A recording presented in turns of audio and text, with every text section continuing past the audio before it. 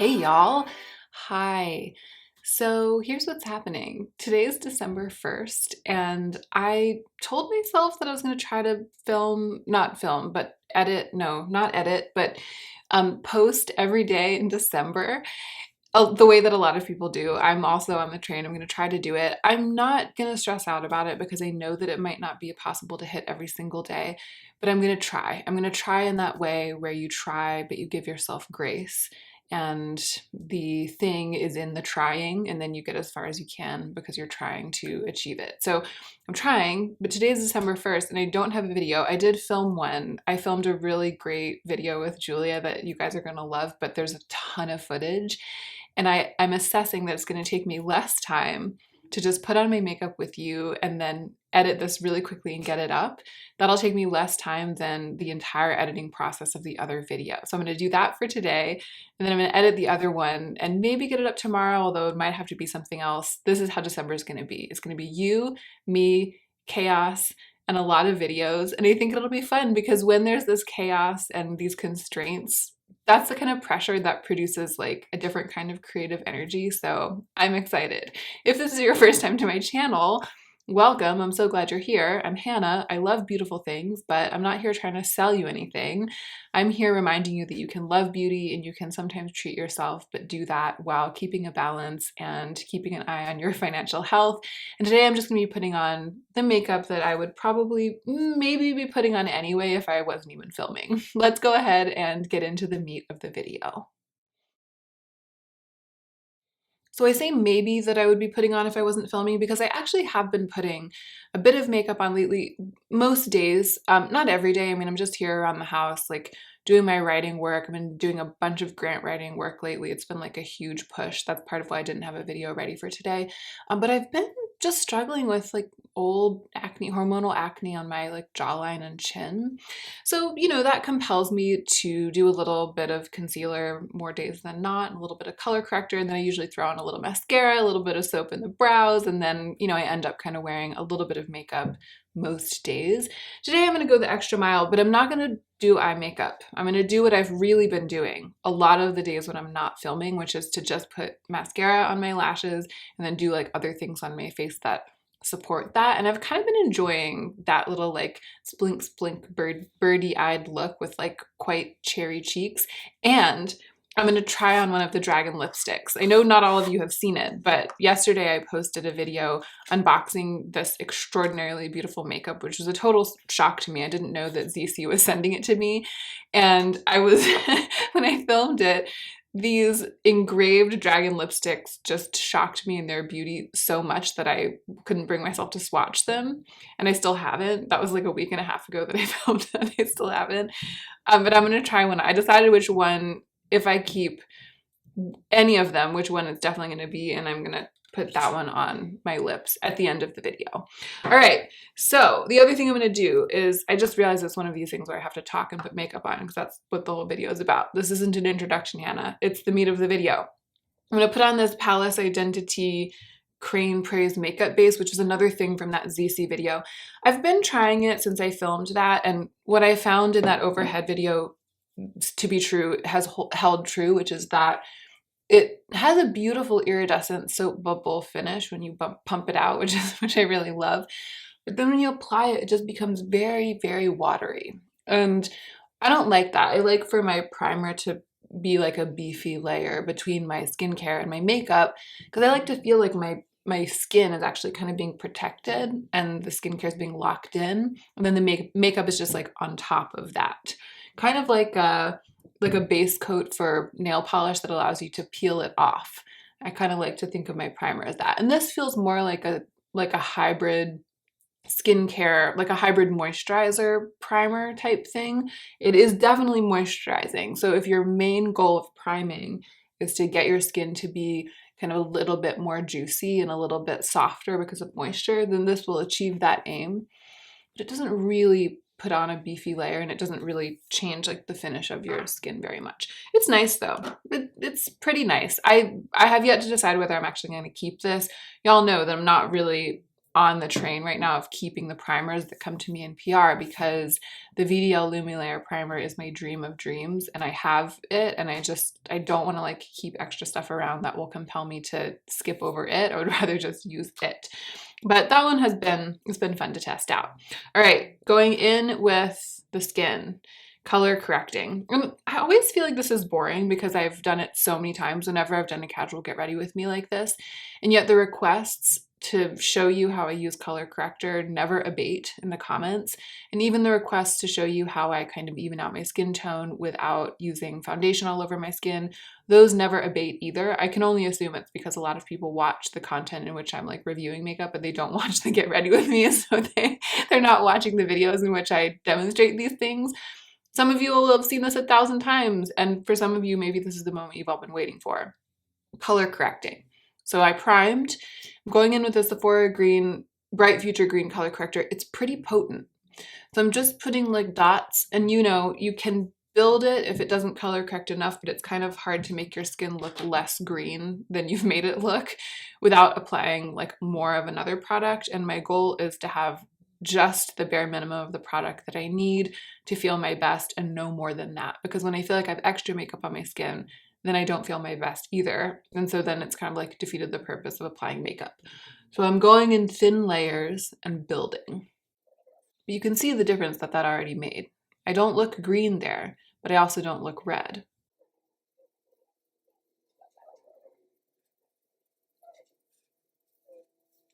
And the difference that it made on my chin and these troubled areas, I feel, is that it's made it so that I hope that you can see. I always look so bright in the monitor, but then sometimes I turn the exposure down, and then when I'm editing, I'm like, I didn't need to do that, but I'm gonna do it anyway. I don't even know if it made a difference, but I'm hoping that you can see that here, it's still troubled, obviously. Green color corrector is not gonna erase spots. It's not gonna cover up spots.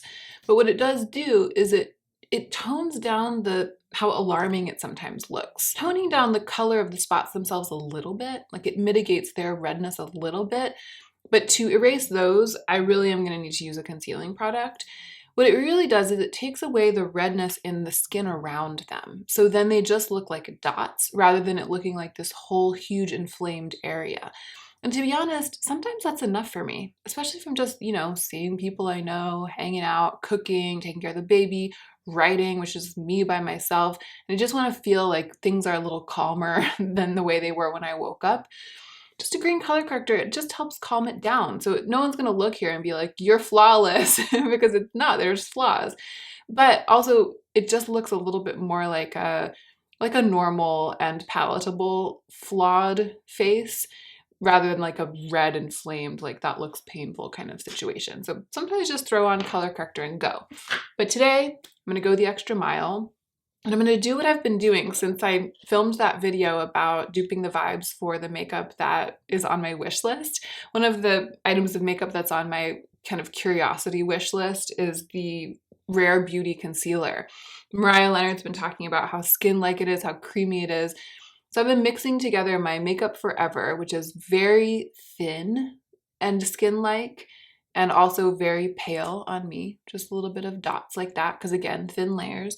I've been mixing that with the Erin's Faces Radiant Firming Concealer, which is really creamy, like really, really deliciously creamy. Feels like putting something on your skin that your skin is just gonna love. Like I just feel my skin being like, yes, give me more of that. But it's a little bit dark for me. It's not a brightener. So I'm mixing them together, and they do create what I imagine the Rare Beauty concealer to be like.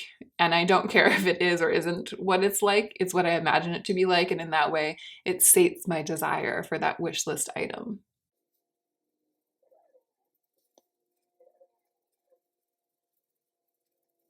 I love the Erin's Faces concealer because if I'm ever worried that my concealing or foundation products are going to cling to dry patches, I can mix it in, and it means that it won't cling. Like, it's so emollient. It has good coverage, but it's so juicy and smooth and like moussey, but in this lovely gooey way. And it just makes it so it goes on like skincare, whatever I mix it with.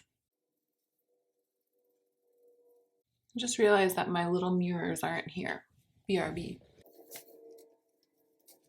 So there, just a little bit, just some thin layers, very little makeup compared to what you usually see people applying on YouTube.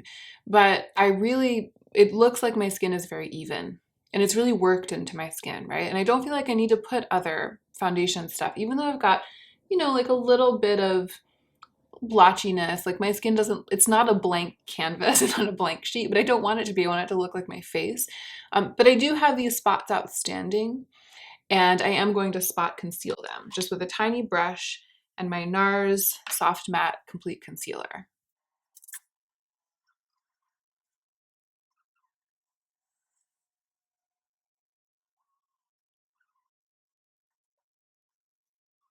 Okay, there we are with the spot concealing. And even with the spot concealing, I'm really just toning it down. I'm not trying to make it so that you truly cannot see them at all, because you can't really conceal blemishes that way. And even a lot of scars are kind of hard to like conceal that way, even if they're flat. I'm just trying to make it so they're not the main event on my face. They just don't catch the eye so much. But ultimately, this base routine that I just did, which, I don't know if you could tell, but it takes like 4 minutes, like 3 minutes, it took like 1 minute, it took like 2 seconds. It was like over before it started, like really quick. It's really just about brightening me up and still retaining a sense of like flawed human skin. I'm concealing these spots just so that they don't stand out too much, but really I just look brightened, awake, and flawed in the way of every human, and that's my preference. Okay, let's do brows just to get them out of the way. I dyed my brows about 4 days ago, and this is like my dream moment with my brows. It's like 4 days after I dye them is when I love the way they look. And for those uninitiated, I'm using this Ortigia Sicilia glycerin soap. It's orange blossom scented and it smells divine, and it is the best, stickiest, and also it like sets in this really smooth way. It's just the best soap I've ever used for my brows, and I also just love the little box. It's so beautiful sitting on my vanity. Everything about it is the best. So I'm using this, I sprayed a little bit of liquid. I'm using this like setting spray that I don't really like, but you can just use water, you can use whatever. I sprayed it in, I'm getting the goop worked up on a spoolie, and I'm just gonna work that through my brows and then kind of like tease them into place. And I'm probably not gonna, well, we'll see. Every time I say what I'm gonna do in terms of shaping my brows, I end up doing something different. So I'm just gonna do it and then I'll tell you what I did. I don't do them the same every time. I think that is the takeaway I was trying to give you.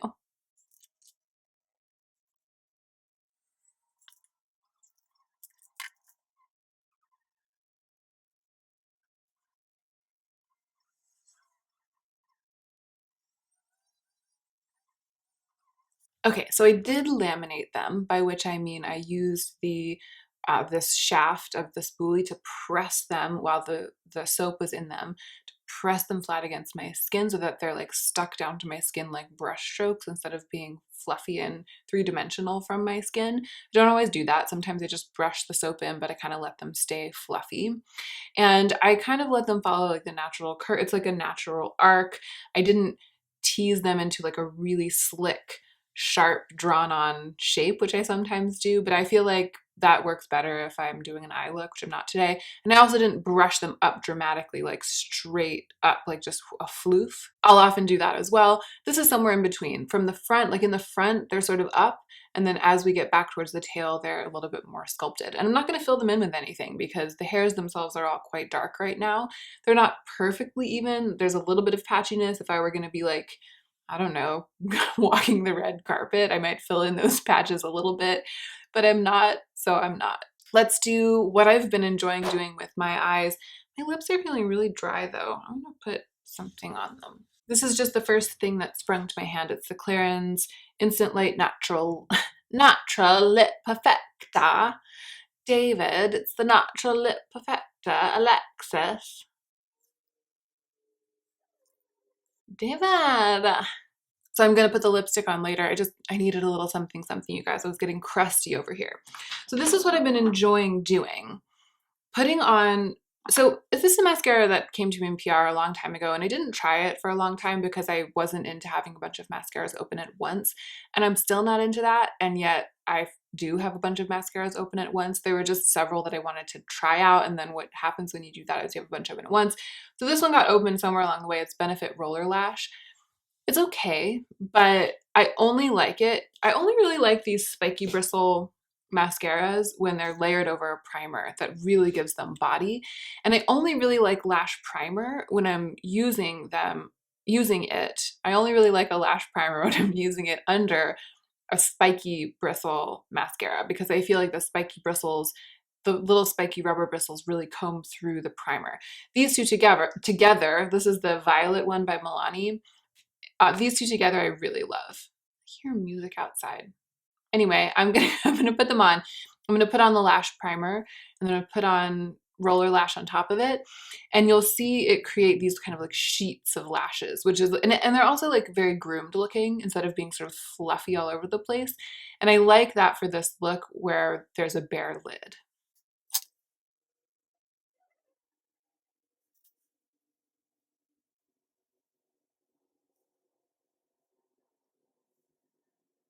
So I just threw on the lash primer, and I really tried to wipe quite a bit of it, quite a bit of the gunk of it into my lashes. And I didn't worry too much about sculpting it or shaping my lashes because I'm going to be going in with the really spiky bristle wand of this other mascara before it even dries. So it's almost like I'm using the primer as like a mix-in for the mascara, and then this coat is the one that really counts in terms of shaping.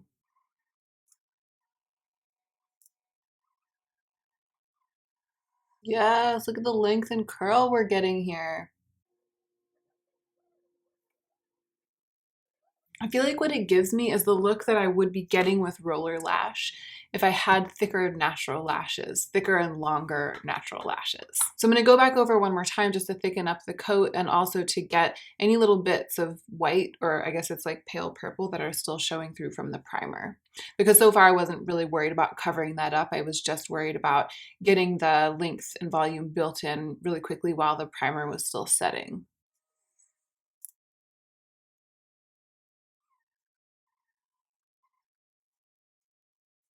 All right, and now I'm just gonna put a little bit, just a little bit of my bottom lashes. I have quite long bottom lashes, and if I coat them normally with mascara, the way, even like close to the way that I've coated the top lashes, I'll be all clockwork orange up in here, and I don't really want that for this look, but I do want to just use the tiniest bit of mascara. It's like just on the outer third or the outer half, just wispily, to define my lower lash line, just wispily. Okay, that's it. I really like this lash look. And you know, obviously not everyone needs to go the extra mile and get these really quite splinky, kind of fluffy spider, what are those things called? Pipe cleaner. These sort of like little pipe cleaner lashes that I love. I love it. I even love it for a look like this where it's pretty simple in other parts of the face. But you could get a similar but, you know, less dramatic or like less makeup-y look if you wanted. This is the thing about me, right? I like looking like I don't have all that much makeup on my face, on my skin, but I don't mind looking like I'm wearing the whole tube of mascara on my lashes just to cook dinner. I don't mind it. That's me. But you know, tailor this to suit you. It doesn't have to be like this. All right, blush. Here's what's going on. I am still trying to decide if I want to keep either one of these little rose blushes. I did a whole review, thorough review of these Winky Lux 3-dimensional cream rose cheeks, and they're much more kind of thin, soft, that like velvet cheek, but also very fluorescent, both colors. This one is the least fluorescent of the two. I thought the other one would be bright and this one would be more muted, but it's way less muted when you apply it than it looks. So I'm trying to decide if I'm going to keep one, and if so, which one. They're both in purgatory right now, so I've been wearing them a lot. And I do like the look.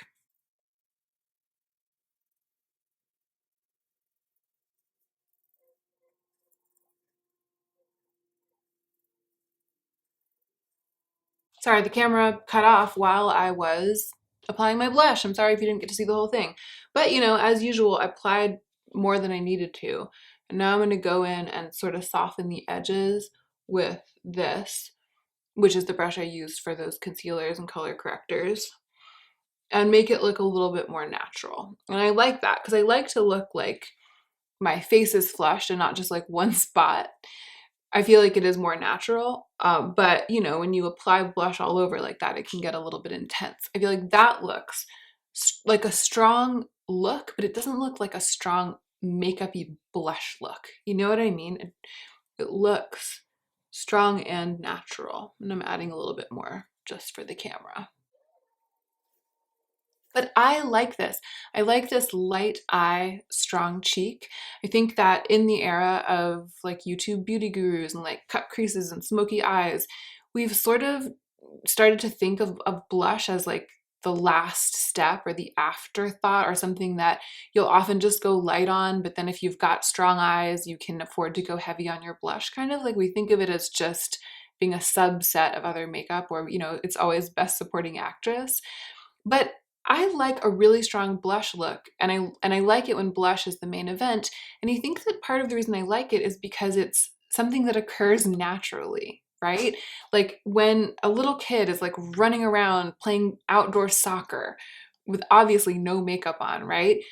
That little kid like comes off the soccer field sometimes and has like really bright cheeks, and like glowing, sparkling eyes, and looks like this. And that's the look I'm going for. Not really, but you know what I'm saying? Like it does occur in nature for someone's eyes to be really bright and for their cheeks to be really brightly colorful. So I feel like even though on me right now in my life, in this world, it's obvious that I'm wearing makeup and that I've got this cheek look with makeup, and no one's going to look at me and be like, wow, you're so cute when you're really embarrassed and you've been embarrassed all day. Even though that's not really the case, not like I'm fooling anyone. I do feel like it's more natural than a strong eye look and a light cheek because the cheeks do flesh naturally, whereas the eyelids don't like become smoky naturally or glittery or have a cut crease or something. So I'm really into this. And this is what I've been doing a lot in terms of like the balance between the cheeks and the eyes. I didn't bring anything over here to put my mole back on, and I keep forgetting to do it. Is there anything here? I'm just not going to do it. I don't always do it. Spoiler alert. I don't always put my mole back on. But that means it's time for the main event. I'm shaking in my boots. Oh, but I am going to line my lips a little bit. So I brought the Charlotte Tilbury Lip Cheat in Bond Girl over here with me from my vanity. I did compare Bond Girl to, oh, it's Sadie. Sorry, brief break for cat drama. So I did compare the lipstick form of Bond Girl to this lipstick in the unboxing video of these lipsticks. This is M05. It's the middle one, the one that I said in that video is kind of like a soft red, or what is sometimes called a nude red. And I love this color, and the only thing that I have that's quite like it that I could think of was Bond Girl, but when I compared them, Bond Girl is definitely less red.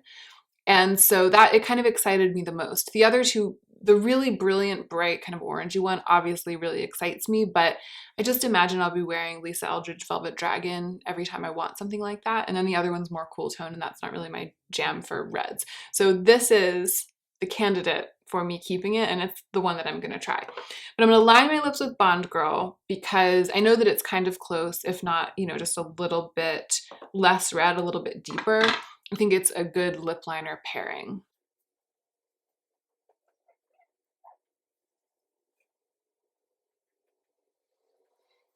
I thought that I had a giant black hair growing out of my lip just now, which wouldn't have been unheard of, but I was like, how did I miss that? And then it was one of Sadie's hairs. Okay, there's the liner job. You know, it's soft. These are so waxy, these Charlotte Tilbury lip cheats. It kind of surprises me every time. I did a soft, very minor overline and kind of a blurred lip. I don't want the liner to be too strong because I know it is a bit of a different color because I compared them in the other video. If you didn't see the other video and you're not going to click over and look at it to see what I'm talking about, this is the lipstick. You probably won't be able to see the embossing very well from this distance, and if you really need to see it, then you're just gonna have to go click on the other video and scroll through so that you can see it. Because I gave you much better close-up footage in that video than I could possibly give you in this one, and if I zoom myself in, then I have to zoom myself back out again, and it's hard to get the same frame. I'm just gonna put the lipstick on. I'm loath to ruin this beautiful embossing, but I do think the color is gonna be really pretty, and I am really curious about the formula. Here we go. It feels, it smells good. It feels kind of melty. It feels and smells exactly like a Charlotte Tilbury Matte Revolution lipstick. I mean, exactly, like in every way. It's got that sort of melty, soft, velvety, it's got that smell, that vanilla smell. And there's the color. It is leaning a little pink on me, which colors, like neutral colors, often do. You know, it reminds me of nothing so much as that Bobbi Brown lip color that I have that is called a pink, but that I consider to be a red because it looks so strong on me. I think the color is called Babe. I might grab it and do a comparison after I'm done. The feel was exquisite. Really nice, slippery, nice and nourishing feeling. And it doesn't even look that matte actually, which is good. It looks pretty matte in the bullet. I bet it will set down a little bit though and be more matte.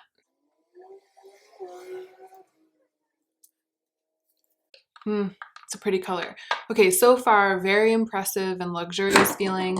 Like I said, very similar in feel to the Charlotte Tilbury Matte Revolution lipsticks, although it doesn't look as matte immediately as they look immediately when they go on. I'm gonna give it a couple minutes and see if the finish changes a little bit before I give you my final verdict. Let me go grab that Bobbi Brown so I can compare the colors. Yeah, Bobbi Brown Babe. It's already looking like it's maybe a bit more pink. Actually, oh my gosh, I have such a good color memory. I'm so smug right now. They're really similar. This is definitely the thing that I have in my collection that's the most similar. If anything, it's a tiny bit, okay, it's definitely a tiny bit more matte right on application. The ZC is on top, the Dragon lipstick is a tiny bit more matte, and it's just the touch more like yellow toned. You know what I mean? Like the Bobbi Brown just looks a little bit more washed out of a pink, and this looks like a little bit richer.